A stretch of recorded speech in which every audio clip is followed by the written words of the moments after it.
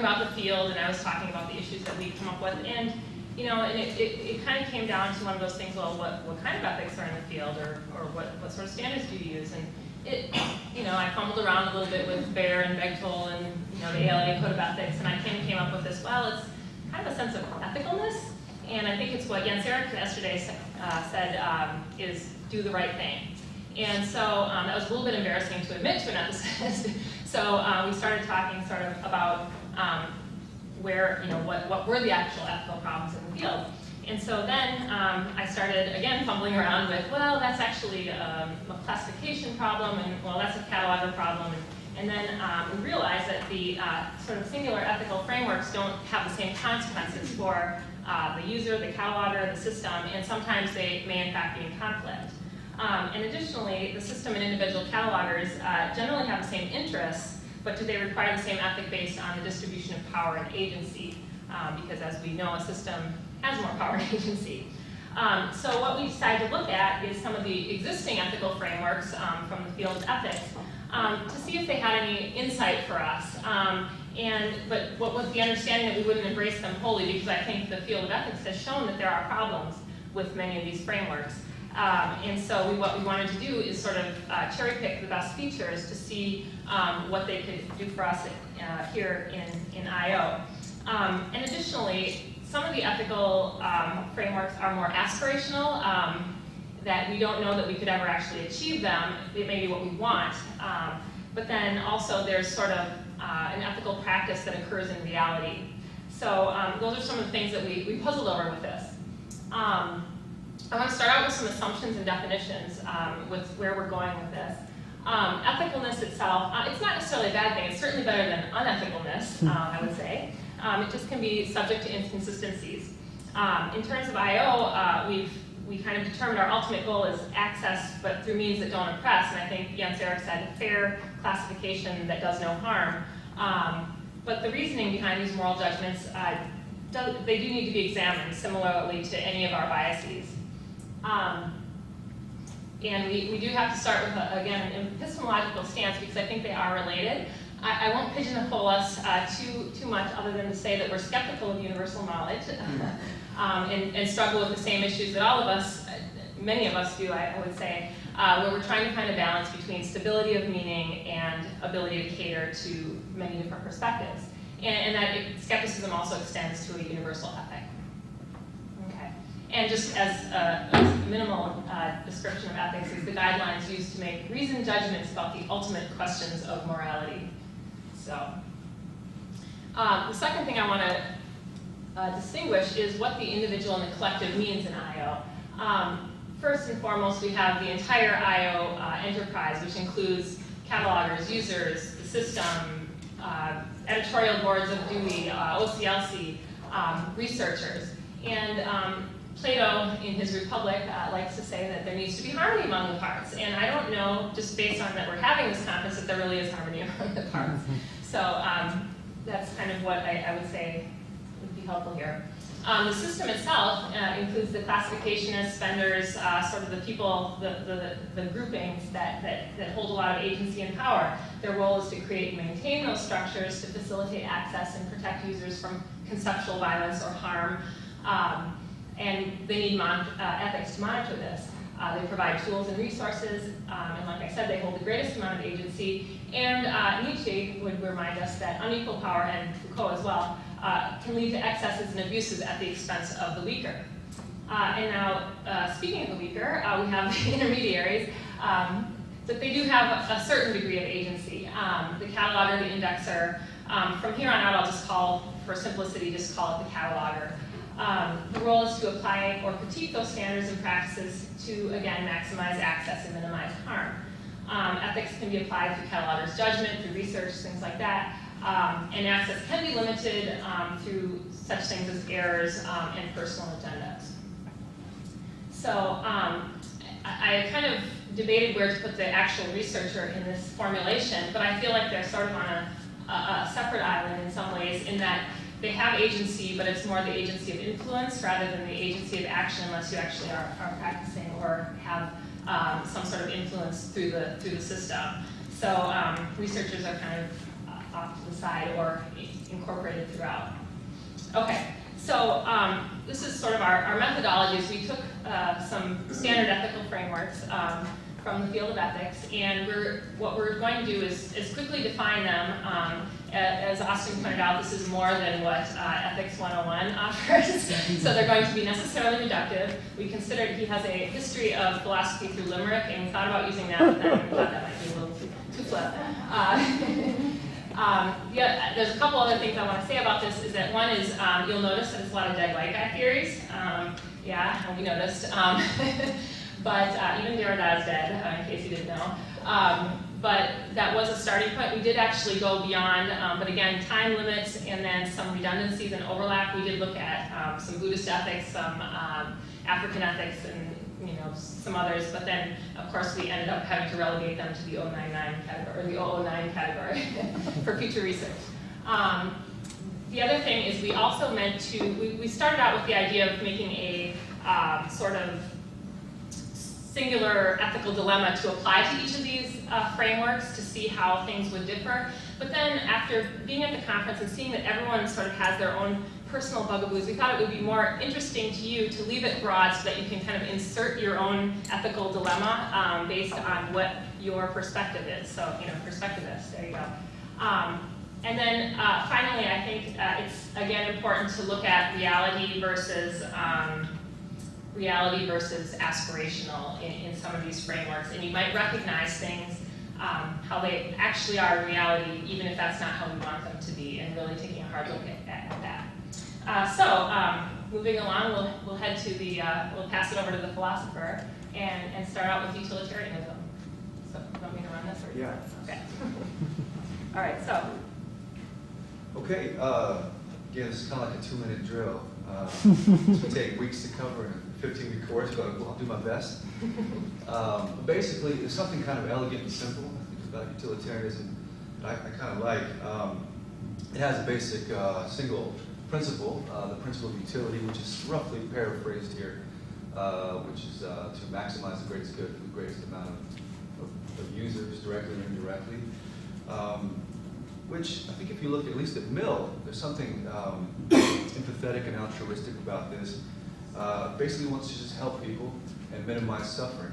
So something in that we'll come back to. But yeah, also impartiality seems to be prioritized. Obviously we're negotiating here with the clicker. I'm just going. Everyone's happiness is of equal value. Actions that cause happiness are good, and those that cause pain are bad. Obviously, we can spend a lot of time talking about definitions of happiness, but we'll leave that there for now. The same standards for collective as for the individual, which again, part of its simplicity, having only one ethical principle. This is interesting. I kind of cherry-picked this aspect of utilitarianism here. When push came to shove for Mill, how do we discern between, at least qualitatively, higher and lower pleasures or forms of happiness? He does say at one point that we can defer to the experienced man. No offense there. The experienced man can make decisions as to what the greatest good is. Of course, the burning question, and perhaps the question I had for Jonathan earlier about what are the criteria for the wise person, the experienced man? That's a big problem.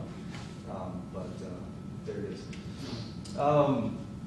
It seems like, at least for Bentham's version of utilitarianism, they are worried about guaranteeing rights on some level.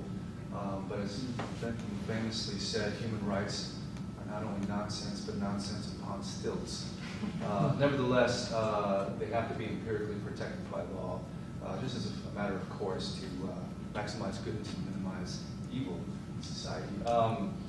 And it's definitely, obviously, consequentialism is teleological in nature, and it has a huge debt to Aristotle. So, for his lack, perhaps, in his theories of categorization and logic, I think he has a lot of good things to say in ethics. But,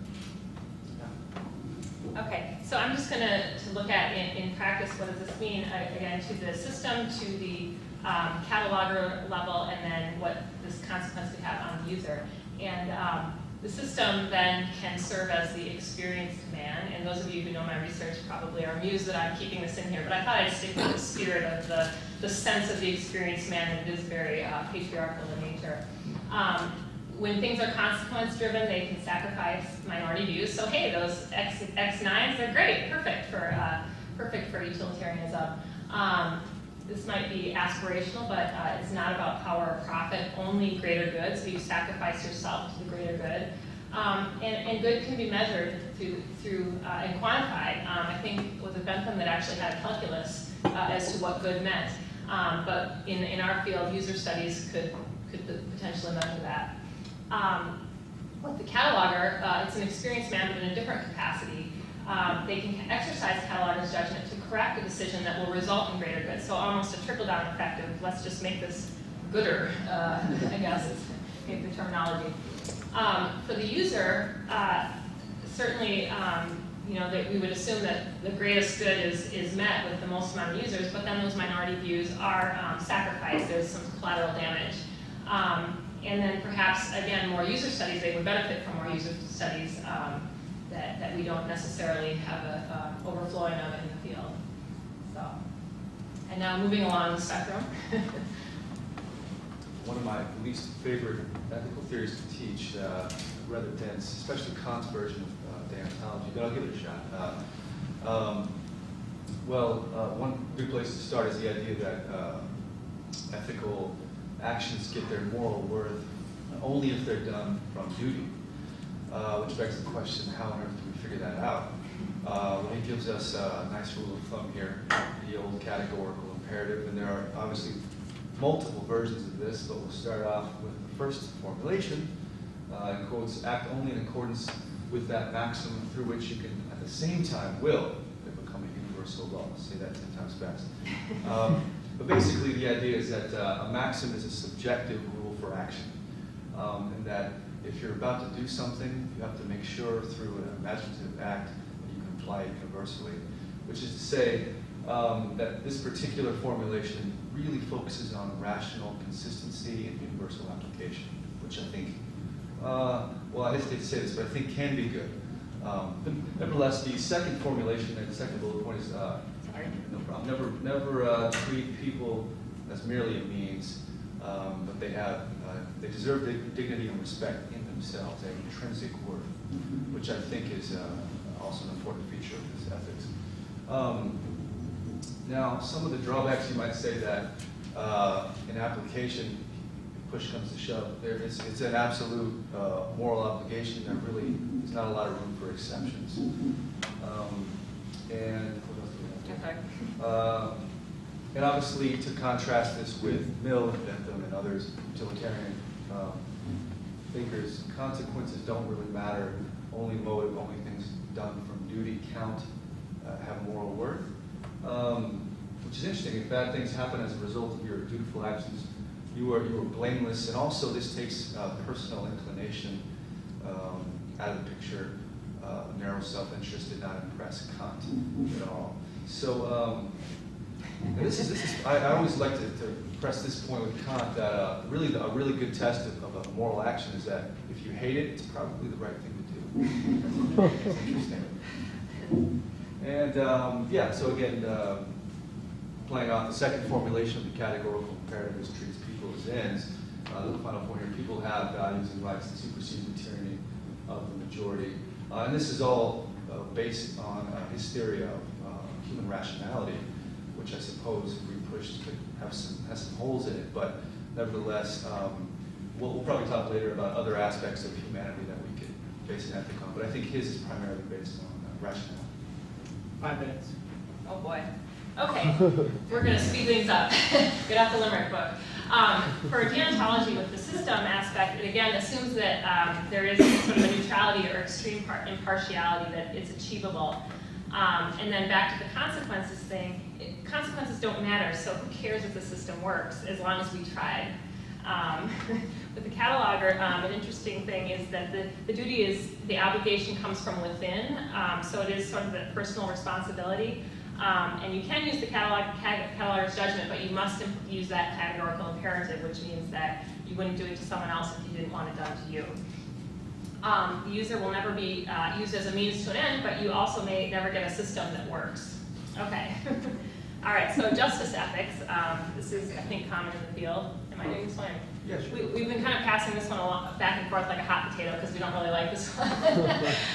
But the ethical decisions are based on universal rules and laws for that domain, based on the original position, which Jens Erik mentioned yesterday, where it removes all social context and sort of comes up with this very ultra-neutral position. The decision makers hide behind a veil of ignorance where everything is completely decontextualized with the intention of bringing up the disadvantage to a level plane. The goal is fairness and equitable distribution of goods. And it's non-consequential, it's about the process, not necessarily the end. So within the system, you don't need to consider the individual, the normativity is what's important here. And it assumes that decisions will be made in a reasonable way that can bear the burden of judgment, which, no comment. And if an end is willed, so must be the means to achieve this. So if something is mandated, you must get the resources to be able to put it in place. Again, no comment. Catalogers, the decision-making in some ways can be removed because you just defer to the standard. I don't need to think about this is the rule, and this is how it's going to be applied. That veil of ignorance can remove disadvantage, but if you want bias, you can't have it. So that affects like localizing records and so forth. And for the user, it does ignore past injustices to marginalized groups. So everyone's on an equal plane, but if you need some sort of advantage or affirmative action, then you can't have that either. And speaking of affirmative action, since this is the ethic of care, this is a feminist ethic, I get to do this one because I'm the girl. Got it. It's a feminist response to justice ethics. Care does not mean that you love your user or you love, it's more of a strategy that values collaboration, relationships, and context. It views dilemmas in their specific context rather than using the veil of ignorance. It can be learned and is bendable. Now with the system, it's relativistic, so you have to think about every single individual perspective and cater to it. It's user-centered, but it does encourage creative ways to accommodate context, which I think is a little bit of what Bill was talking about earlier, is using the notes and all these different ways to sort of facilitate access. Again, time-consuming, but it does result in sort of local and individualized fit. It can be essentialist, depending on how you look at it. All right, going to an extreme version of care is Derridian ethics. We skipped our model. Yeah. All right, with 2 minutes left, we'll skip to our model, but we'll just say this. Derridian, in the spirit of Derrida being welcoming of everything, we've made a huge slide for it. Derridian is really that we're hospitable to everything and anything, which kind of corresponds to social tagging. And too bad for catalogers, they're constrained, so they're unnecessary. So we also have pragmatic ethics, which corresponds to our pragmatic domain-centered approaches, but we'll have to skip it because we talk too much. And now to the moment you've been waiting for, our model, our solution to your problems. Yeah, so we had basically this interesting theory about a duty to care, and Miller really utilizes one aspect of Kant's philosophy, specifically his principle of beneficence, and applies it, supplements it with an ethics of care, which I just found really intriguing. And I think it actually works. If you're Kantian, you should be happy about this. Basically, yeah, we have a potential, we have an obligation to help others preserve their constitutive needs. Although there are limits, we don't have to have ultimate self-sacrifice as you would in the Derridian model, which leads us to the idea of being hospitable but with some mitigations and constraints. But we should always have internal vigilance for harm. It should be consequence-driven, emphasizing improvement in practice. And treats people as ends with basic rights and responsibilities. I have 2 points on that to say that at least part of the justification for a right to have rights relies on argument from the monstrousness of their absence and for a real need for protection against power. The other justification would be some kind of appeal to the human condition, which I do reluctantly, but that we are political animals and thus a dimension of our existence is only fully realized through speaking and acting in political community.